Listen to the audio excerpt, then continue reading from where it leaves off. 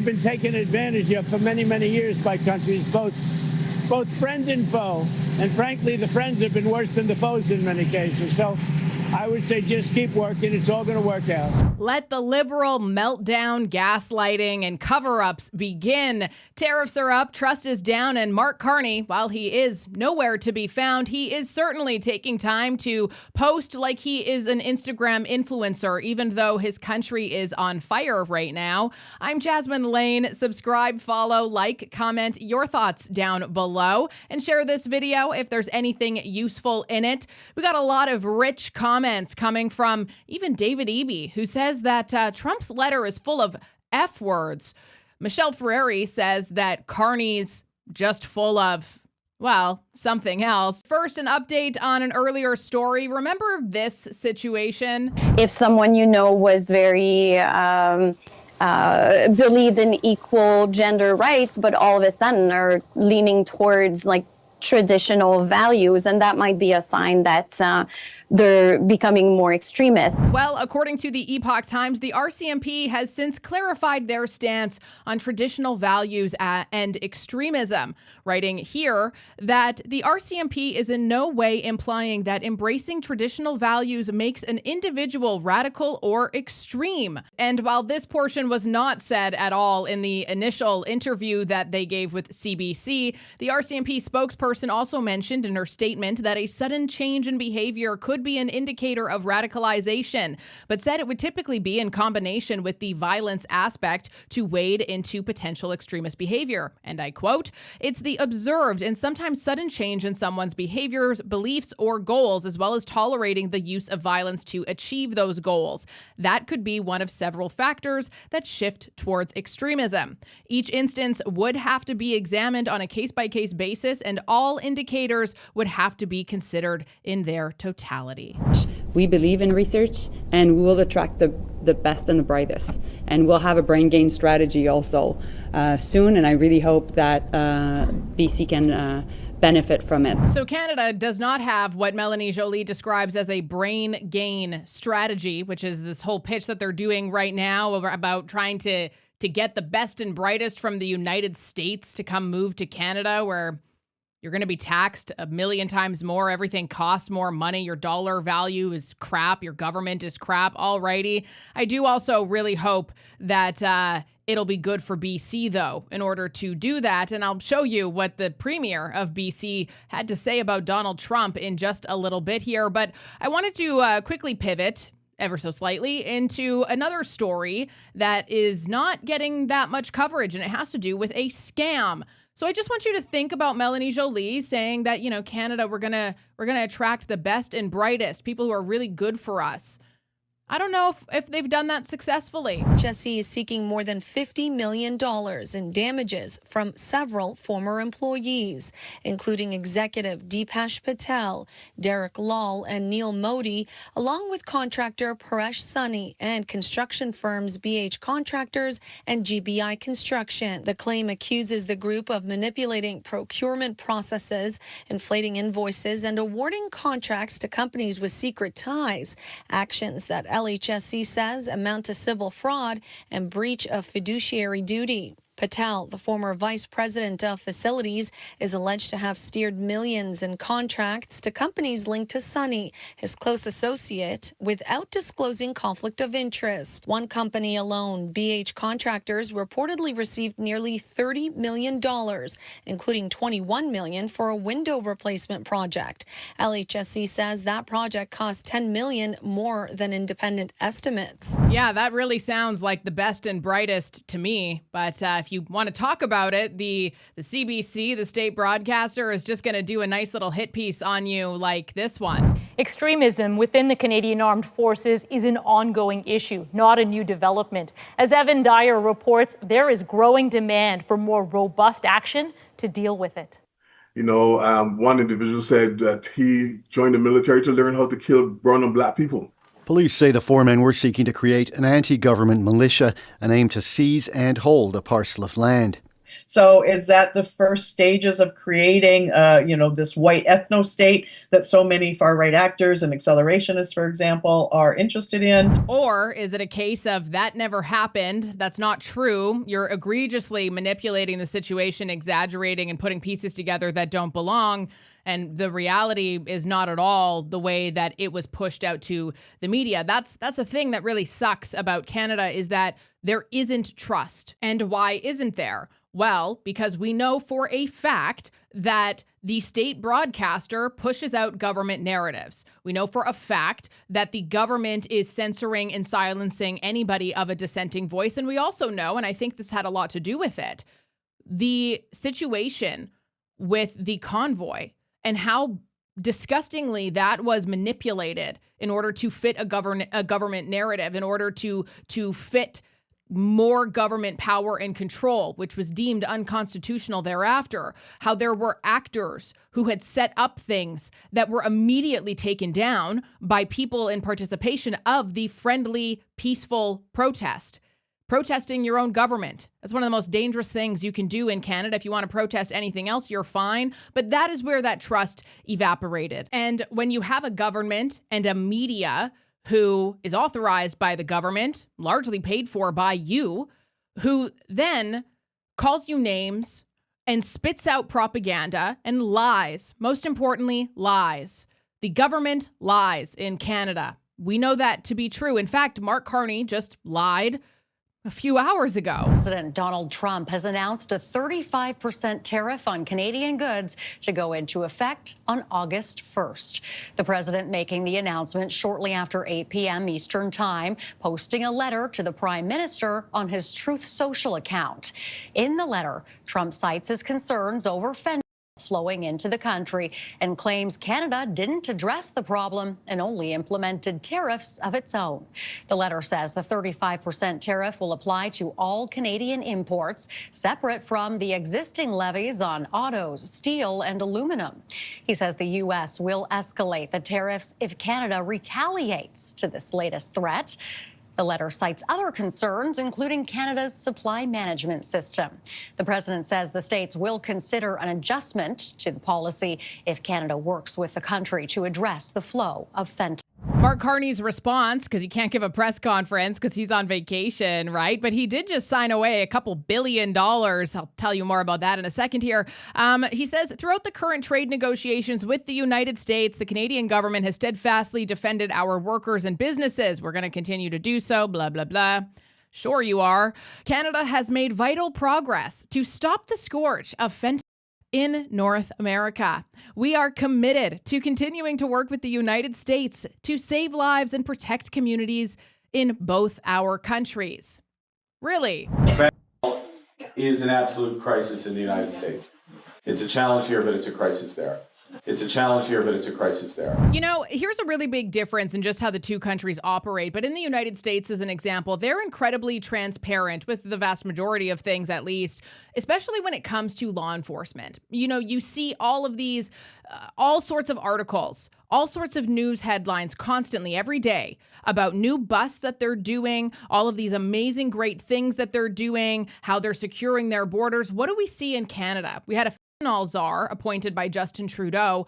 Has he given a single press conference? Has he given a single update? What are we paying him for? Mark Carney then goes on to write, "We are building Canada strong. The federal government, provinces, and territories are making significant progress in building one Canadian economy. We are poised to build a series of major new projects in the national interest, which will all take, at current regulating standards, I don't know, 5 to 15 years to complete.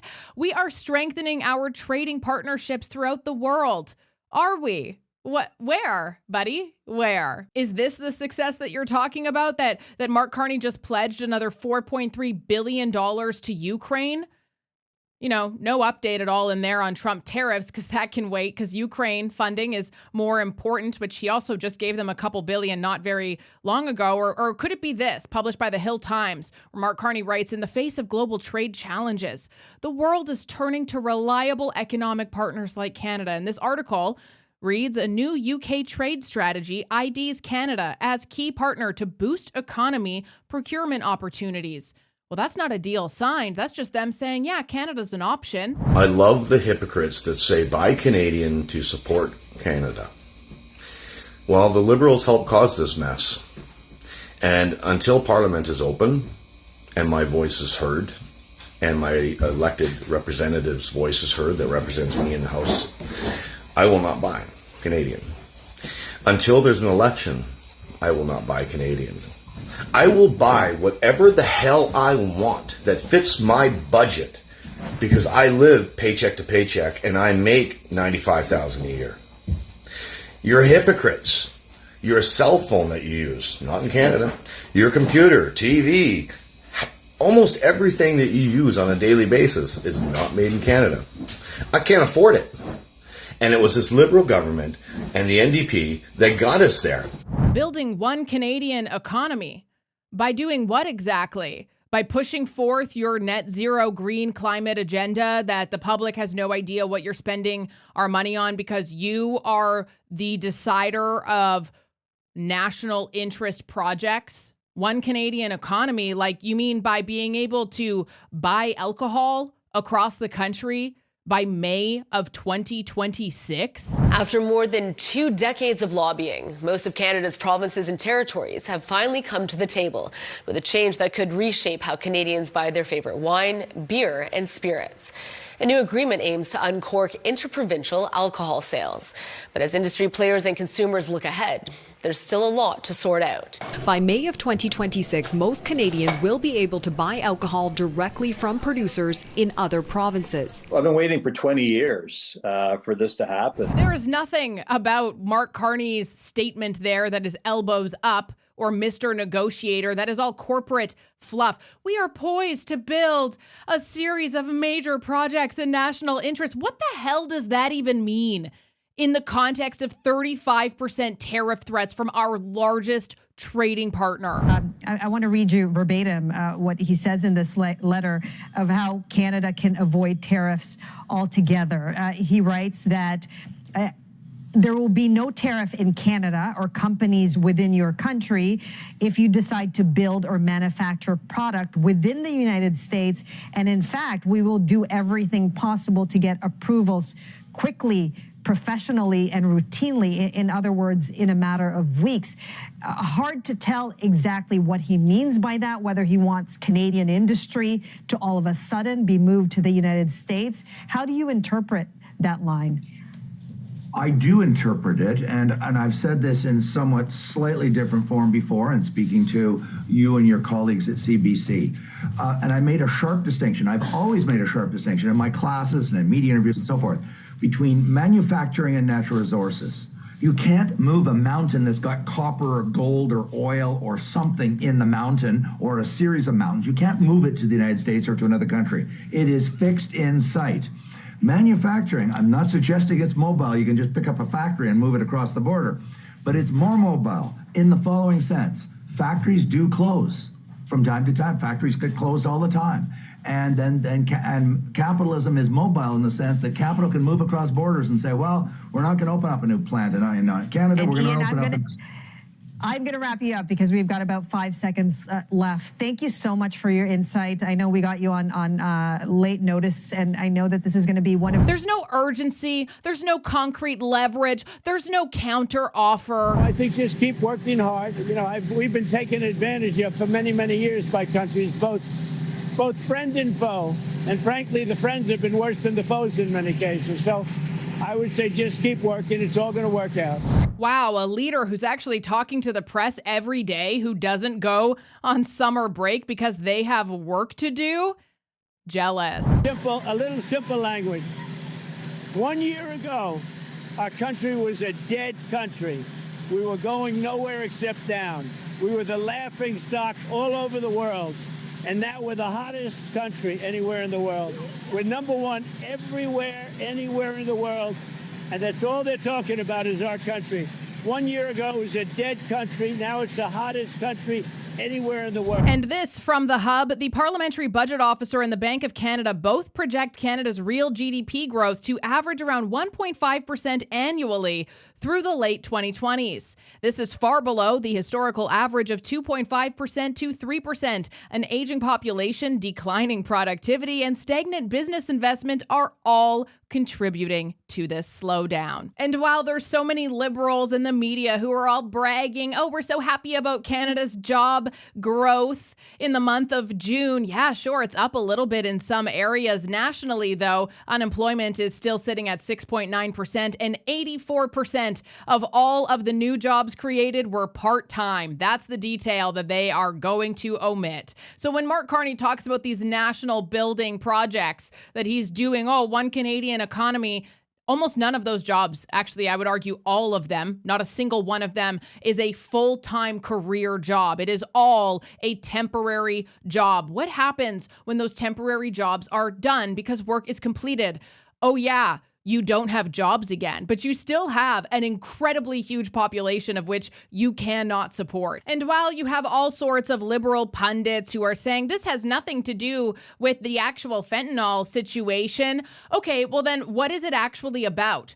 Because if you take Trump at face value with what he wrote in this letter, it says that Canada slapped back after U.S. tariffs were first implemented, something he told other nations not to do. They didn't do it. Guess what? Most of them don't have tariffs now. And so, yeah, there was retaliation there, which he said was going to happen. The Trump takes direct aim at Canada's supply management system in his letter to Carney, which is a signature Canadian policy. It controls the production of dairy products, eggs, chicken, turkey, based on the level that Canadians consume. And yes, Canadians pay higher prices for these products, but it's designed to prevent significant fluctuations in those prices, Arthi, and product shortages. And the dairy cartel is a huge issue in Canada, and unfortunately, it is a massive political end-of-life mission due to the stronghold that Quebec has on our government. Mark Nixon writes, is it worth protecting a $22 billion industry at risk of $200 billion in tariffs? Because the math does not add up at all. Dairy is about 0.8% of GDP. Total exports to the U.S. is $583 billion. Trump's 35% tariffs are $204 billion. So we are risking nearly 10 times the size of the dairy industry for supply management. If Mark Carney wants to be the serious guy, the global economic leader, and the steady hand that the media did such a beautiful job manipulating the public into believing that he is, he should really just, step into the arena already and actually do something about fentanyl enforcement, actually do something real trade reform, and have a very clear negotiating posture, which he has not had. He has given us global word salad instead, because in terms of, the vital progress we've made to the one and only initial concern about this tariff situation to begin with, and people will still use the same BS of, it's 1%, only 1%. The amount that's been caught is actually, it's decreased in recent years, so it's not our problem. That's because we aren't checking it. That's because we aren't prosecuting people. That's because we do not have the people with the authority to take care of this situation because of our government. That we're completely under the radar because we also didn't have Canadian law enforcement patrolling these areas to an extent that they would patrol a large city like Vancouver or Toronto. So you're bringing in precursors from the Port of Vancouver easily because less than 1% of cargo that comes into the Port of Vancouver is actually inspected by authorities. Or less than how much? Less than 1%. Less than 1%? That is an official number, yes. Canada did, in fact, give $1 billion in shipping contracts that went to China, which is one of the largest distributors of all of the precursors, by the way. So much for cracking down on those supply chains. Hey, we have no new legislation to increase border surveillance or seizure capacity. There is no major deportations or criminal prosecutions for traffickers. There's no bail reform to prevent prevent repeat offenders who are doing this stuff and living alive and well, happy as can be in Canada as they deal with our weak, lackluster policies. And there's also no increase in RCMP and DEA cooperation. So this is all talking points with zero measurable action. But hey, in typical Canadian fashion, where we don't acknowledge the truth and we defenestrate anybody who dares utter it, David Eby says this letter is flailing and factually incorrect. Other F words come to mind. Wow, Mr. Eby, so professional and diplomatic of you. Just one more reminder of why Canadians need to come together to grow our economy and stand strong. British Columbians are leading the way on that work. Are you really? Just what we just talked about kind of contradicts that, does it not? Also, the fact that the majority of this is coming in from your ports in your province that you will not address, even though if you just open your eyes to the streets in your own very Vancouver downtown, you will see that this is a problem that you are not acting on. But as former Conservative MP Michelle Frary says, thank goodness Canadians voted for Mark Carney. So far, he has done an outstanding job standing up to Trump. But where is Mark Carney to deal with, as he says, the biggest crisis of our lifetime? Well, initially he had said that he was not going to be meeting with his cabinet until next Tuesday, though according to CBC News, which just updated this story, he is now going to meet with cabinet and premiers. When? Who knows? But we do know that CBC is most definitely going to be covering for him and the continued failure of this government, just like Conservatives told you so, because according to the Canadian Taxpayers Federation, 1,831 CBC employees got a six-figure salary in 2024. Those salaries cost taxpayers $240 million. That's the priority. CBC and Ukraine. I'm Jasmine Lane. Thank you so much for watching. Be sure to subscribe, like, give us a follow on other social media platforms as well. Comment your thoughts down below and share this video. And I'm sure we will have many more updates on this situation for you tomorrow.